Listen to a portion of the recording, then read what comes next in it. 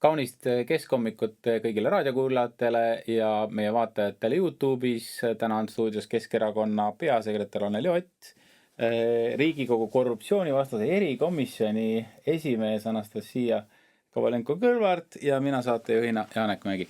Räägime loomulikult sellest, mis Eestis toimub ja mis siin toimuma varsti jälle hakkab. Ja alustame võib-olla põllumeeste streigist. Anneli, küsin sinu käest, et kas sa käisid ise ka meelt avaldamas ja mis seal siis tegelikult toimus? Jaa, et tegelikult ma olin ise samal ajal Kagu-Eestis ja see vaatepilt see oli ikkagi väga südamesse läks, et kuidas need läikivad traktorid sinimustvalgete lippudega kogunesid ja noored mehed seal traktorite ümber, aga tegelikult mure on suur. Mure on suur sellepärast, et teatavasti Eesti toetused Euroopa Liidus põllumajandusele ei ole kõige konkurentsivõimelisemad, me saame alla keskmise neid toetusi, aga selle kompenseerimiseks siis järgmisel perioodil, mis hakkab siis 2028, nüüd siis 2027 see periood lõpeb, mis praegu kestab, on planeeritud Eestile siis täiendavat toetust põllumajandus- ja toidusektorile 546 miljonit, aga murekoht, mis siis põllumajandusettevõtjatel täna on see, et ei ole selgust, kas see ka tegelikult jõuab sellesse sektorisse, kas toidutootmine saab arvestada sellega või mitte, sest et sellel ei ole nii-öelda seda silti juures, et vaat peab sinna minema. Ja siin Eesti praktika ju näitab seda, et poliitikud võivad olla väga loomingulised selle sildi kirjutamisega ja toome näiteid, et ka Rail Baltic läheb maapiirkonnast läbi ja kindlasti ka põllumajanduspiirkondadest, nii et ma arvan, et see hirm on asjakohane ja põllumeeste sõnum on tegelikult väga-väga tõsine. Anastasia, kas sa lubad, et kõik see raha, see 540 miljonit põllumeesteni jõuab? Või vähemalt sa seisad sellest Riigikogus täna? Kindlasti see peab jõudma põllumeesteni, arvestades ka seda, mis meil praegu naftaturul toimub, kütusekriis, mis tähendab, et need diislihinnad on kallid, see kõik tegelikult jõuab ka Eesti põllumeesteni ja lõppude lõpuks ka kõikidesse hindadesse, ehk siis see tänane kriis on tegelikult ju palju laiem ja nüüd see jutt, et see, mida olen ka mina kuulnud, et see võib minna Rail Balticusse, ja nüüd need viimased sõnumid, mis on olnud ju Rail Balticu ümber, et see iga nädalaga läheb kogu see asi aina absurdsemaks. Näiteks hiljuti nüüd tuli välja, et vahepeal me ju tegime siin nalja, et Rail Baltic on see Tallinn-Häädemeeste liin, tuleb välja, et see ei jõua enam ka Häädemeesteni, et see jõuab kuskil sinna metsa. Et kilomeetreid palju kaugemale ja äkki ta läheb maa alla sealt ja siis seal öeldi, kui te tahate, et oleks ühendus kohaliku eluga, siis kohalik omavalitsus võib ise midagi siis juurde ehitada ja ma lugesin ka neid kommentaare ka kohalike vallavanemate poolt, kus ütles, et tore, et ikkagi siia peatus tehakse, aga natuke kahju, et see tuleb kuskile sinna metsa poole, et kus inimesed eriti ei liigu, et kuidas nad sealt edasi saavad. Ja nüüd veel üks uudis, mis on ka tegelikult, mina ütleks, et päris karm. Lisaks sellele, et Läti ütles, et nendel on 0 kilomeetrit ehitatud, seda me teame, aga nüüd tuli välja, et ka Poolast tuli sõnum, et kui nemad midagi hakkavad ehitama, siis nemad hakkavad ehitama aastal 2030. Ma tuletan meelde, et meil lubati, et 2030 on juba kõik valmis. Aga vaata, Poolas on võib-olla niimoodi, et nendel ei ole neid rööpaid enam vajagi, et rong sõidab nii kiiresti, et rööpaid ei ole vaja. Jah, et siin ongi juba päris paljud jälgijad isegi kirjutavad seda, et kuhu need miljardid lähevad, et kas mida me ehitame, et ja kusjuures veel selle põllumeeste streigiga üks absurdsam see vaatepilt oli minu jaoks, et minister Hendrik Terras siis ka, eks ole, nii-öelda osales, sõitis kaasa, aga ma ei kuulnud mitte ühtegi sõnumit, et mida ta siis lõpuks lubas põllumeestele, et tegi selle streigi kaasa, sõitis, aga kas te kuulsite vähemalt ühtegi konkreetset lubadust valitsuse liikmete? No see oli jah selline ministri kena eneseesitlemine. Mulle tundus, et nad oleks pidanud lubama seda, et toiduhinnad langevad, sest toiduhinnad on tõusnud viimase, ma ei tea, kas 3 aastaga 40% umbes või suurusjärk on selline, et tegelikult see põllumajanduse teema ühest küljest tundub võib-olla avalikkusele natukene kauge, sest Eestis ikkagi põllumajandusega tegeleb seal 3% võib-olla tööjõust, aga rahulolematus hinnatõusuga, eriti toidu hinnatõusuga on väga suur.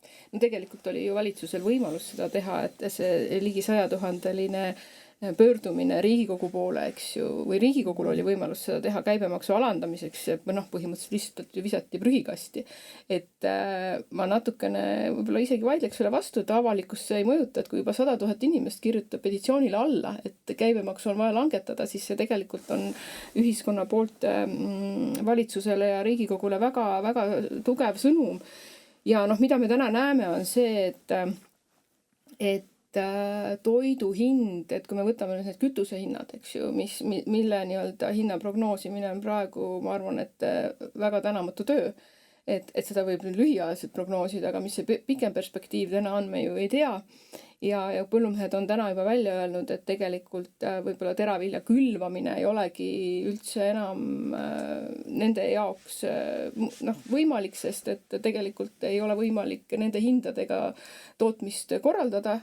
Ja kui me vaatame näiteks ka Jõgeva sordiaretuskeskus, kes on täna tulnud välja sellega, et nemad võtavad enda programmist maha just need Eesti sortide aretamise, mis pikemas perspektiivis on väga tugev sõnum. Ja kui sellel aastal oli Jõgeval see iga kevadine selline, neil on siuke laat või kus inimesed Joosepit raavati täiega, ma nägin. Siis tegelikult see ju näitab seda, et inimestel on ka kuskil endal kuklasse tunne, et ma pean ise enda toiduvarude eest seisma ja mina arvan küll, et sellel aastal neid inimesi, kes ootavad, et saaks oma kartuli maha panna või midagi veel, on kordi rohkem võib-olla, kui oli paar aastat tagasi. Aga see näitabki seda, et inimestel see hirm tuleviku ees on tegelikult täna olemas ja siin peaks just tulema minister ja need sõnumeid väga selgelt välja ütlema. Aga kahjuks me täna oleme selles olukorras, kus see on pigem selline tsirkus ütleks rohkem. Mulle tundub, et Eesti inimesed on selle olukorraga kohanenud, sest umbes 5% on toidu tarbimine, ostmine langenud ja siin viimase aasta jooksul või natukene pikema perioodi jooksul. Ja mis see näitab? Et ma arvan, et see ühest küljest näitab seda, mida Anneli sina ütlesid, et pannakse maha kartulit ja tomatit ja peeti, aga teine asi, see näitab tõenäoliselt, et süüakse ka vähem, sest restoranid lähevad ju kõik Tallinnas vähemalt järjest kinni, pole mõtet tegeleda. Mis toimub, Anastasia? No aga inimeste toimetulek ongi halvenud ja inimeste kindlustunne samamoodi. Ja kui me vaatame, mida teevad teised riigid, kõik lähevad seda teed, et langetatakse toiduainete käibemaksu. Läti tuli selle uudisega välja, just hiljuti ka Soome langetab veelgi, Rootsi, ja seal on ka tuldud analüüstega välja, mis ka konkreetselt on näidanud, et see on reaalselt inimesi aidanud. Ja kui me vaatame, mis meil toimub, et kuidas on võimalik, et pea 100 000 inimest annab allkirja, võtab selle aja, kirjutab alla petitsioonile. Ja siis üks asi oli see, et eks ole, nad venitasid tükk aega üldse selle aruteluga Riigikogus, et ei võetud seda päevakorda, aga see asi, et see lihtsalt hääletati maha, lihtsalt põhimõtteliselt visati poliitilisse prügikasti, kuigi seaduse järgi, kui tuleb rahvaalgatus, eriti kui me vaatame nii palju allkirju, Riigikogul on olemas vähemalt 5 erinevat võimalust, mida teha rahvaalgatusega. Üks asi on algatada eelnõu, teine asi on algatada arutelu suures saalis, täiskogu saalis, kolmas on saata siis Vabariigi Valitsusele seisukoha kujundamiseks, neljandaks on võimalik veel mõnele asutusele saata, eks ole, ja veel on üks võimalus, et komisjon saab ükskõik mis muu nagu võimaluse otsida, et kuidas see probleem lahendada, ehk siis noh, näiteks algatada võib-olla mingisugune probleemkomisjon või midagi või eks ole, algatada veel mingeid arutelusid ja see, et kõikidest nendest valikutest võeti see, et noh, me viskame selle põhimõtteliselt noh, prügikasti, et noh, see lihtsalt näitab seda suhtumist.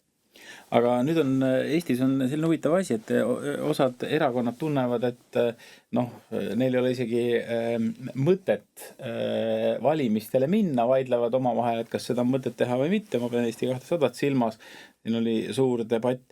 Kas sellises olukorras valitsus üldse suudab mõelda noh, pikas perspektiivis? Sest kas praegu on tegelikult tunda, et kõik need otsused, millele sa siin viitasid, on tehtud mõnevõrra käega löömismeeleolus?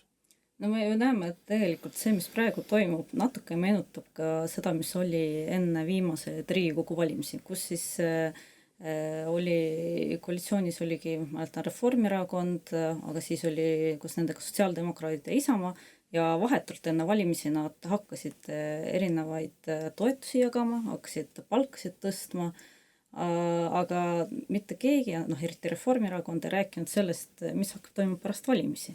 Ja praegu, et Reformierakond nüüd järjest on ju tulnud välja selliste algatustega, noh, tegelikult, mis tavaliselt noh, ei ole, eks ole, noh, kuidas öelda, et nende käekirjad, noh, pärast valimisi tõsteti makse ja nüüd on, eks ole, räägitakse, et nüüd me jätame ära kütuseaktsiisi tõusu, enne seda jäeti ära erinevad maksutõusud ja tegelikult see kõik ju on jällegi ettevalmistus Riigikogu valimisteks, lootes, et inimesed unustavad ära, mis toimus enne seda. Aga no ma loodan, et siis hakata jälle seda tegema. Ja muidugi, et see ongi üks ja sama. No tegelikult oli ju Keskerakonna ettepanek, et nii kui see Lähis-Ida kriis, sõda seal Iraaniga algas ja kütusehinnad äkki kohe, põhimõtteliselt järgmine päev tõusid väga, väga palju, siis Keskerakond tuli kohe välja, et sellistes olukordades peab valitsus operatiivselt reageerima, nii aktsiisi kui ka käibemaksu langetamine 13% peale kütustele ja samamoodi on suur probleem meil gaasiga, eks ju, et talv on tulekul, ega ta kuhugi ei jää ja kuidas seda probleemi lahendada ja nüüd siis ongi see olukord, kus valitsusel tegelikult endal ideid ei ole ja need enda tehtud otsuseid siis võetakse tagasi ja tullakse, et me oleme nüüd tohutult heategijad, me tuleme nüüd tohutult vastu. Samal ajal, kui me näeme, et kuidas naaberriigid juba teevad otsuseid ka käibemaksu langetamiseks bensiinile, diislile, siis meie millegipärast nagu sellele järgi ei jõua. Et see näitabki seda, et tegelikult valitsuse igapäevane töö on halvatud, nad tegelevad lihtsalt rahmimisega, et enda kuidagi sõnumeid rahvani viia, aga sisuliselt ei suudeta analüüsida seda, mida oleks vaja teha täna kohe selleks, et tegelikult Eesti inimeste toimetulekut hoida mingilgi tasemel ja tegelikult peaks seda väga palju parandama, nii et siin on väga selgelt näha see, et valitsus ei ole töövõimeline. Üks asi oli ka erikomisjonis kütuseturu küsimus, kus oli ka Konkurentsiamet ja tegelikult see analüüs, mis nad on teinud, on näidanud, et kui me võrdleme meie lähiriikidega, siis iga kord, kui maailmaturul on bensiini hind kasvanud, siis meil kasvas kohe hüppelist ja meil kasvas alati rohkem kui Lätis, isegi kui Soomes. Ja siis, kui eks ole maailmaturul hind langes, ega hind alla pole tulnud, nagu meil ei ole kohe kunagi tulnud ja võrreldes teiste riikide meil on alati kütuse hind tulnud hiljem alla. No ja siis, kui ma esitasin ka küsimuse, et kuidas nagu selline asi toimub, noh siis muidugi kütuseturgude esindaja, firmade esindaja ütles, et noh, et arutatakse sisse riskid. Aga ma küsin, kuidas on võimalik, et kui kõik ostavad, eks ole, seda varu erinevalt, kõik arvutavad riski erinevalt, aga hind on ikka kõigil sama. Ja täpselt samal ajal tõuseb ja täpselt samal ajal langeb. Ja huvitav asi oli see, et kui Konkurentsiameti juht veel mõni aasta tagasi rääkis, et no meil on kütuseturg nagu Albaanias, et kõik jälgivad kõik muudavad neid hindu samal ajal, et oli lausa ütles, et võimalik, meil on see kartell kokkulepe, siis istungil rääkis äkitselt hoopis teist juttu ja siis ütles, et noh, tegelikult meil ei ole eriti ressurssi järelevalve jaoks, noh, me loodame, et kõik enam-vähem toimib, et ja tarbijate usaldust ei kuritarvitata, aga noh, samas meil ressurssi pole, kuigi tegelikult Konkurentsiamet on saanud päris palju rahalisi, eelarvest päris palju rahalisi vahendeid ja kui vaadata ka nende koosseisu, neil on näiteks PR-inimene palgatud, aga veel lisaks on neil palgatud inimene, kes tegeleb ürituste korraldamisega. Nii et noh, Need ikkagi turundus on tähtis, aga lähme siit korra Lätti ja Anneli, kas sina suudad aru saada, kuidas on võimalik, et täiesti liberaalsete vaadetega Läti president nüüd sunnib oma riiki käsitsi hääli lugema? Mis toimub? No ma arvan, et tegelikult seal ei ole midagi ebanormaalset, et see Läti presidendi avaldus tõesti, mis eile ka meie meedias huvitaval kombel kajastus leidis, ütles ju väga selgelt, et tegelikult masinaga, noh, neil ei ole küll elektrooniline, eks ju, aga häälte lugemine on seal siis kuidagi mehhaniseeritud või masinaga ja siis tema ütleski niimoodi, et see ei ole ikkagi usaldusväärne, et need andmed ei ole legitiimsed, piisavalt legitiimsed, et tegelikult me peame ikkagi minema üle käsitsi häälte lugemisele ja no see on ikka väga-väga tugev sõnum, mina arvan ka Eesti e-valimiste süsteemi ütleme siis ülevaatamise jätkamisele või vähemalt nende kitsaskohtade väljatoomisele, sest et noh, täna peaks siis olema see poliitiline konsensus selleks, et need ära jätta. Keskerakond kindlasti seda toetab, et e-valimised lõpetada, vähemalt sellisel moel, nagu nad täna töötavad. Aga Läti poolt see näitab seda, et nende suhtumine ikkagi demokraatia rakendamisse oma riigis on hoopis teisel tasemel, millest me oleme täna, sest et noh, mida mina olen ka alati öelnud, et isegi kui 1%, isegi kui 10% kahtleb, täna on ju see minu arust üle 45%, 50% lähedal, kes kahtleb e-valimistest, siis seda on palju, iga protsent on palju. Kui kodanik kahtleb selles, et valimissüsteem ei ole usaldusväärne, lõpuni arusaadav, siis seda on juba palju. Aga meil noh, need protsendid ei loe, sest et noh, kui me vaatame ka valitsuse populaarsust, siis kas see on 80 või 20 või lõpuks 2%, siis sõnaõigust on kõigil täpselt sama palju. Nii et Lätile ja Läti presidendile tunnustus selle väljaastumise ja sõnavõtu eest, nii et ma väga loodan, et kas Eestis suuremat debatti nüüd algatab, et noh, Anastasial on muidugi komisjonis keeruline seda teha, kui järjest maha hääletada. Mulle tundub, ma ei taha nüüd olla sarkastiline, aga et mulle tundub imelik, et kui võltsitakse e-valimisi, no see süüdistus on ju olnud poliitiliselt väga lendav teatud gruppides, et kuidas siis ei suudeta neid uuringu tulemusi võltsida, et teha need ka selliseks nagu vaja, et need ei lange omavahel kokku või mis sa arvad? No tegelikult juba ju, noh, ma ei taha öelda, et liigutakse selles suunas, aga selline poliitiline mõjutamine toimub, et noh, üks teema, mis on minu komisjonis alati ma tõesti nüüd vaha hääletatud, on e-valimiste teema, kuigi sellega peaks tegelema, arvestades, et nüüd on täna ka välja tulnud see, et näiteks audiitorid ei olnud teadlikud nendest turvariskidest, mida teadlane avastas, et meile tegelikult valimisteenistus komisjoni istungil valetas selles osas, et nad teatasid, aga teine asi on jah, tõesti nüüd uus teema, mis sel nädalal hääletati erikomisjonis maha. Reformierakonna Eesti 200 poolt on see, et nüüd poliitiliselt püütakse majandusuuringuid mõjutada endale siis valitsusele sobivas suunas, et paljud võib-olla mäletavad seda, kuidas Jürgen Ligi, aga ka peaminister Kristen Michal olid väga kriitilised Konjunktuuriinstituudi uuringute osas, et nemad siis näitasid seda, milline on tarbija kindlustunne, milline on ettevõtjate kindlustunne ja see oligi madal, see oligi reaalselt madal. No Eestis ei ole ju võimalik. Siin on ju kõik õnnelikud, rõõmsad, kõigil on raha nii palju, et ei ole sellega mitte midagi teha. Ja sellepärast rahandusminister oligi väga kriitiline, kuidas on võimalik, et nad on teinud nii häid otsused, aga kuidas need uuringud ikka nii halvad on. Ja pidevalt käis, eks ole, selline terav vastasseis. Ja nüüd on välja tulnud, et Konjunktuuriinstituudi käest võetaksegi need uuringud ära, nad on neid 30 aastat teinud ja äkitselt hakkab neid tegema Statistikaamet, kes pole mitte kunagi just selliseid majandusuuringuid teinud, kellel ei ole metoodikaid, inimesi, kellel ei ole kogemust. Ja mis veel järgmine huvitav fakt, et novembri lõpus Jürgen Ligi teeb postituse, et on fakt see, et Konjunktuuriinstituut enam neid uuringuid ei tee. Aga hanke tulemused said avalikuks detsembris. Et kuidas on võimalik, et minister juba ütleb selle välja enne seda, kui üldse hanke tulemused on avalikud, kui isegi need, kes osalesid hankes, ei teadnud. Ja kolmandaks, ma olen palunud, et Statistikaamet saadaks mulle siis, kui palju nende pakkumine maksab, kas see on odavam, kas see on kallim.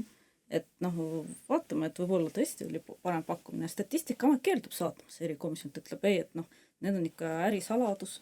Aga mis äriga Statistikaamet tegeleb? Just, et siit tekib enne küsimus, et Statistikaamet pakub maksumaksja raha eest, eks ole, need uuringud, see on riigile kuuluv, eks ole, asutus ja nemad keelduvad saatmast seda informatsiooni. Ja tagatikpuks siis minister jätab tulemata Statistikaamet ja Rahandusministeeriumi ametnikud. Samal ajal jätavad kõik tulemata. Ja siis tulevad Reformierakonna Eesti 200 liikme ja hääletavad istungi maha.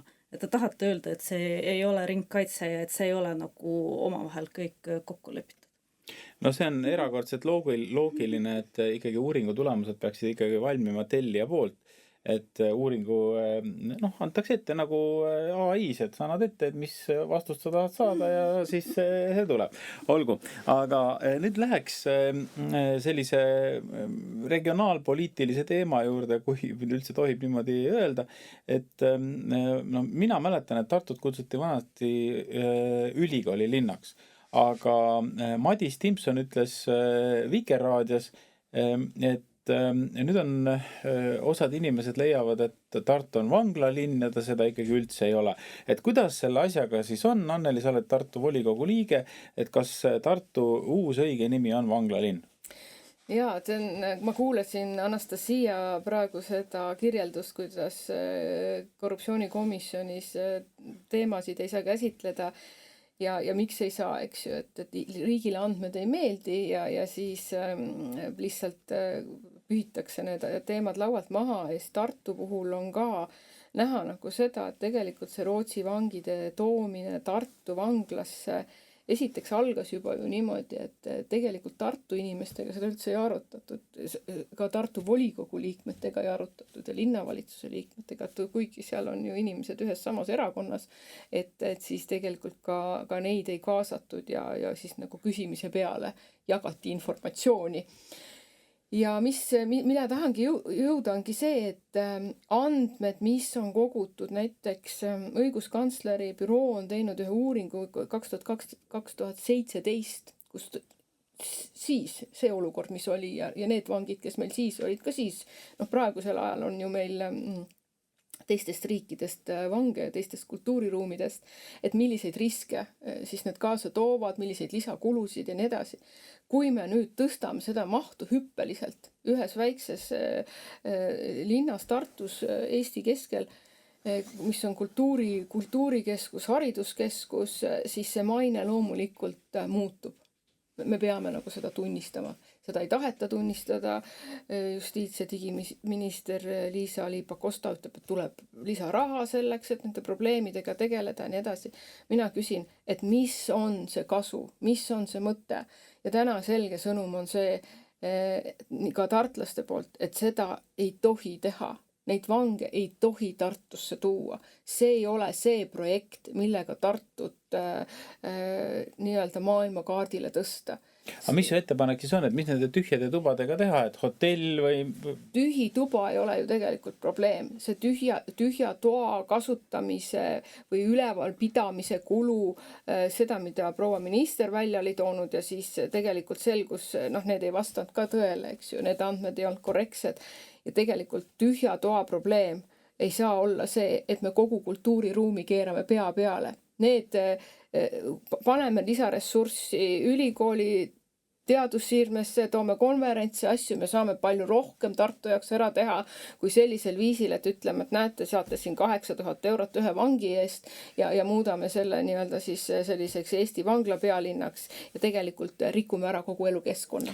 Mina võin teile rääkida isikliku kogemuse. Ma olen ööbinud loomulikult ka endises kirikus.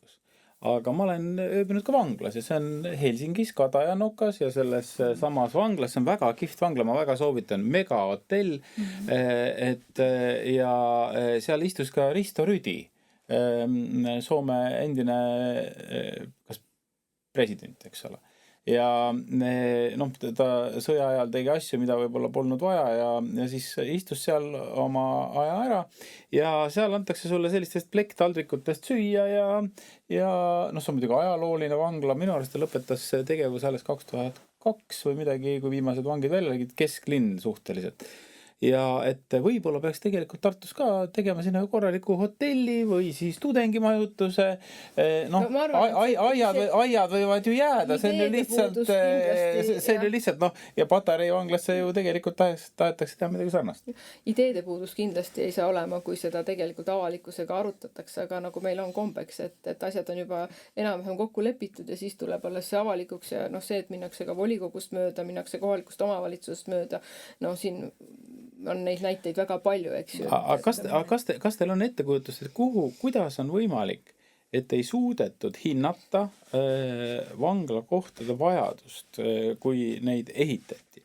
Et kus sellised mööda laskmised tulevad, sest mingisugused hetkel pandi ju väga palju raha sinna, noh, ütleme, et ja nüüd, noh, ma sain aru, et ainult 1/3 on täis.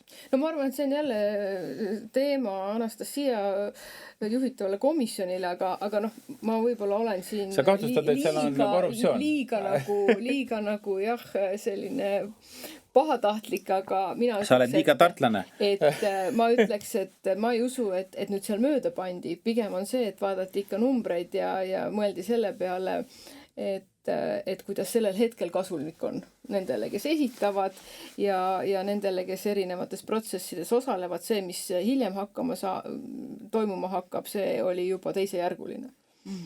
Ja mina arvan, et tegelikult on üks selline nagu isegi statistika ju ka tehtud, et meil ju üleüldse kõik need ettevalmistused erinevate eelnõude koostamisel, et iga kord erinevad õigusanalüüsiga seotud inimesed on öelnud, erinevad advokaadid, eksperdid, et ega meil kogu see ettevalmistus on nagu kuskil, ma ei tea, algklasside tasemel, et tõesti, et ega ei tehta neid analüüse, mõjuanalüüse ei tehta, ja nende arvutustega pannaksegi pidevalt mööda, et vaadake üleüldse kõiki need otsuseid, mis on järjest vastu võetud, et kas te arvate, et oli mingi mõjuanalüüs tehtud, kui kõik need maksumuudatused tehti, et ei ole üldse neid mõjuanalüüse ja ma olen väga nõus selle teemaga, mida tõstatas Anneli, just see maine küsimus.